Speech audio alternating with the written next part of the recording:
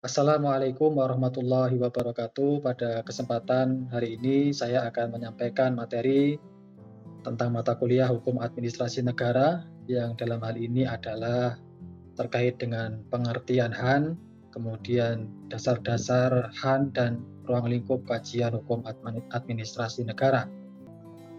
Sebelum lebih jauh saya menyampaikan materi tersebut, tentunya diawali dengan pengertian daripada hukum administrasi negara. Hukum administrasi negara itu adalah cabang hukum yang mengatur hubungan antara pemerintah dan warga negara, khususnya yaitu dalam pelaksanaan tugas-tugas pemerintahan sehari-hari. Hukum ini memastikan bahwa tindakan pemerintah itu dilakukan sesuai aturan, ya, kemudian transparan dan adil, serta melindungi hak-hak warga dari tindakan sewenang-wenang.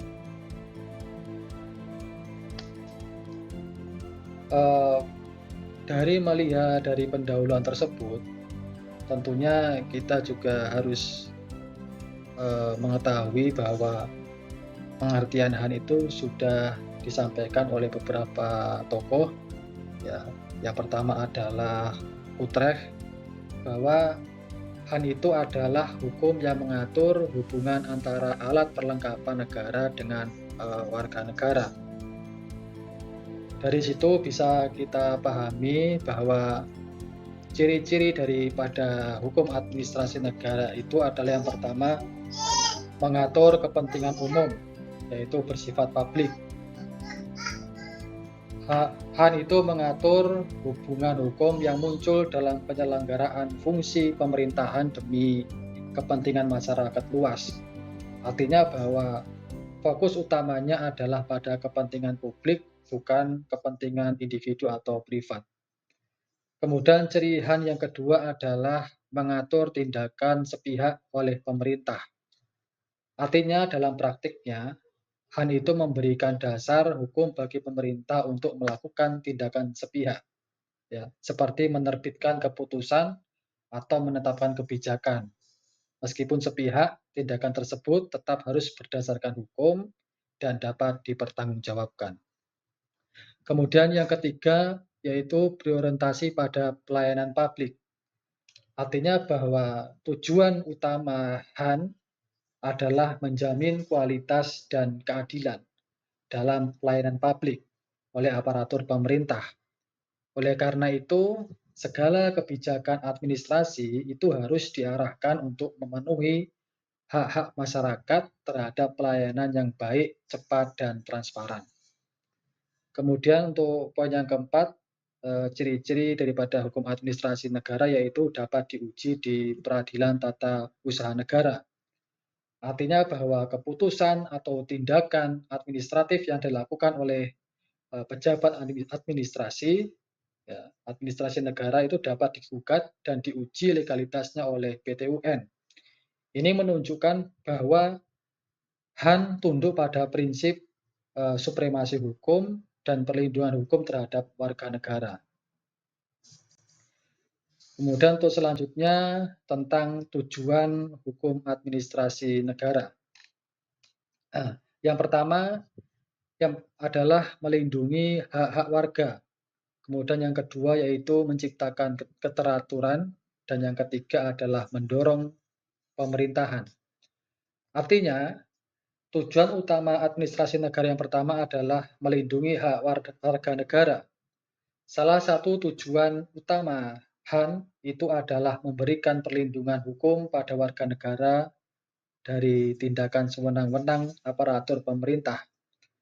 Artinya bahwa HAN itu memastikan bahwa setiap tindakan administratif dilakukan secara sah, ya, dilakukan secara adil dan dapat diuji keabsahannya melalui mekanisme hukum seperti di peradilan tata usaha negara.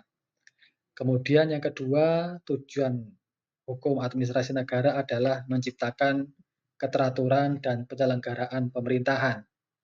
Artinya HAN itu memberikan kerangka hukum dan pedoman administratif agar setiap organ pemerintahan itu bertindak sesuai prosedur, ya, bertindak sesuai dengan wewenang dan hukum yang berlaku.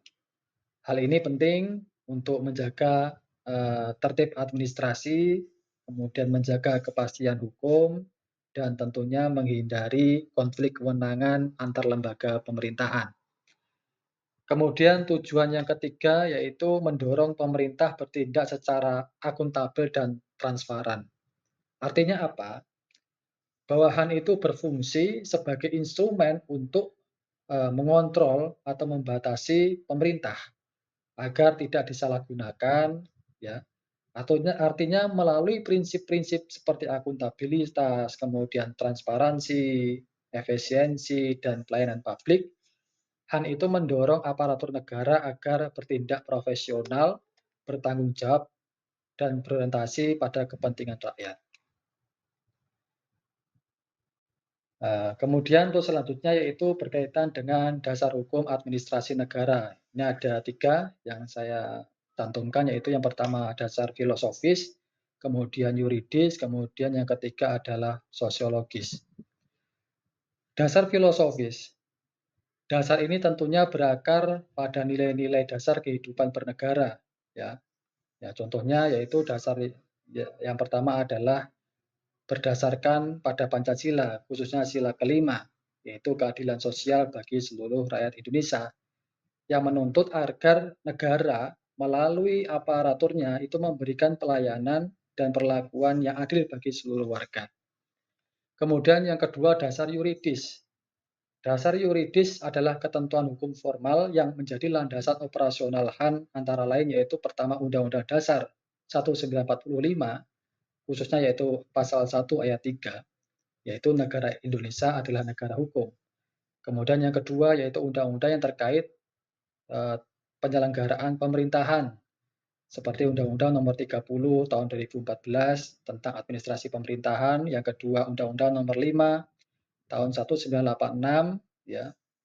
Kemudian Undang-Undang ASN, ya, Undang-Undang Pemda, dan peraturan lain yang terkait fungsi aparatur pemerintahan. Kemudian yang ketiga yaitu dasar sosiologis.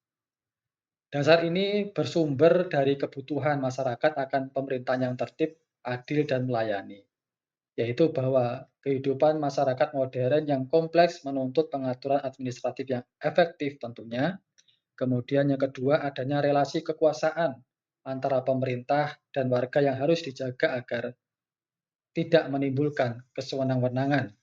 Kemudian yang ketiga, masyarakat membutuhkan mekanisme kontrol dan perlindungan hukum terhadap kebijakan atau keputusan pemerintah yang berdampak langsung pada kehidupan sehari-hari. Nah, itu adalah dasar hukum administrasi negara, dasar filosofis, kemudian dasar yuridis, dan dasar sosiologis. Kemudian untuk ruang lingkup hukum administrasi negara.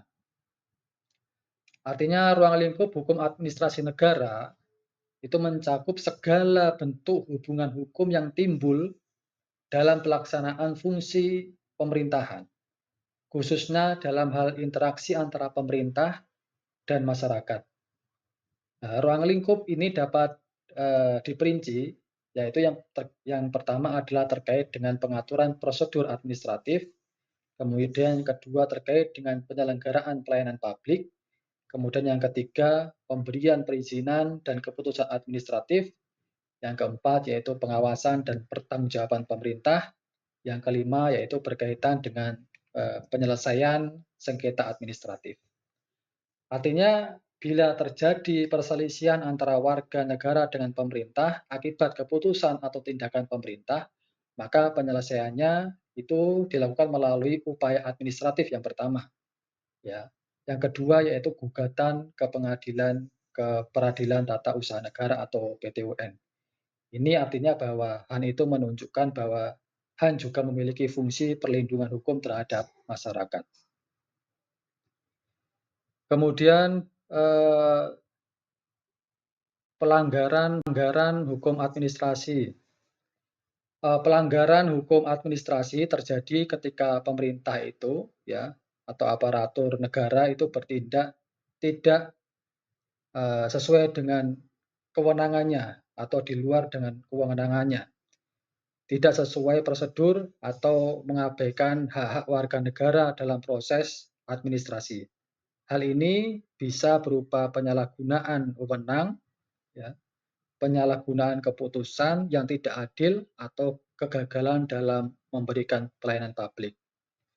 Kesimpulannya, hukum administrasi negara memiliki peran penting dalam mengelola hubungan antara pemerintah dan warga negara dengan memastikan bahwa tindakan pemerintah dilakukan secara adil, transparan, dan akuntabel melalui prinsip-prinsip dasar seperti kepatuhan hukum, ya, dan keterbukaan hukum. Ini memberikan perlindungan bagi hak-hak warga negara sekaligus mewajibkan pemerintah untuk bertindak sesuai dengan hukum yang berlaku.